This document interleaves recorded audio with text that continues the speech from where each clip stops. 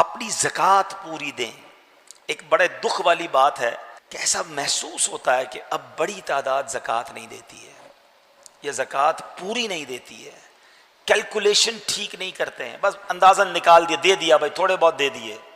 نہیں میرے بیٹے اسلامی بھائی، زکوٰۃ اسلام کے پلرز میں سے ہے۔ 5 پلر بچپن سے سن رہے ہیں نا، 5 ستون اسلام کے، ایمان لانا، نماز، روزہ، حج، زکوٰۃ، بچپن سے سن رہے۔ سال میں ایک بار زکوٰۃ دینی ہے اور وہ بھی پوری نہیں دینی ہے۔ اچھا وہ دینی ہے تو اس پر او ہو یار سال پورا ہو گیا اب زکوٰۃ دینی پڑے گی۔ تمہیں شرم نہیں آتی کہ زکوٰۃ دینی پڑے گی کا بوجھ لے رہے ہو؟ اللہ اللہ اللہ، 10 لاکھ روپے میری زکوٰۃ بن رہی ہے۔ اور اللہ کے بندے جو 10 لاکھ زیادہ لگ رہے ہیں، اللہ نے 4 کروڑ دیے تو 10 لاکھ بن رہے ہیں نا، اس کا شکر ادا کر۔ ہمیشہ یاد رکھیں جب بھی صدقہ، خیرات، زکوٰۃ دو نا تو ساتھ اللہ کا شکر بھی ادا کرو کہ مولا تیری مہربانی، تو نے دینے والا بنایا، مانگنے والا نہیں بنایا۔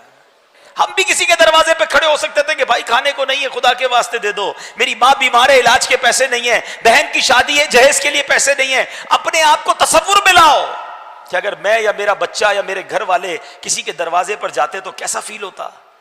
یہ اللہ نے مہربانی نہیں کی کہ تمہیں دینے والا بنایا؟ ہم پہ کیا کمال ہے ایسا جو اس میں نہیں ہے؟ یہ فقط اللہ کی مہربانی ہے۔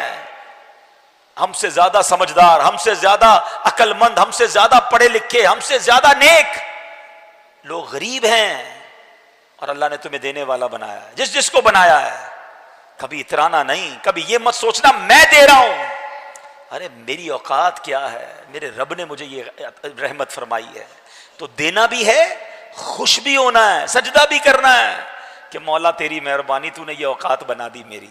اور یقین جانیں، یہ لکھ لیں، بزرگ بیٹھے پوچھ لیں ان سے، جس نے بھی پوری زکوٰۃ دی ہے، حلال کما کر پوری زکوٰۃ دی ہے، اگلے سال اللہ نے اس کی زکوٰۃ اور بڑھا دی ہے۔ زکوٰۃ بڑھ گئی تو مطلب کیا ہوا؟ مال بھی بڑھ گیا نا، جبھی تو زکوٰۃ بڑھی نا۔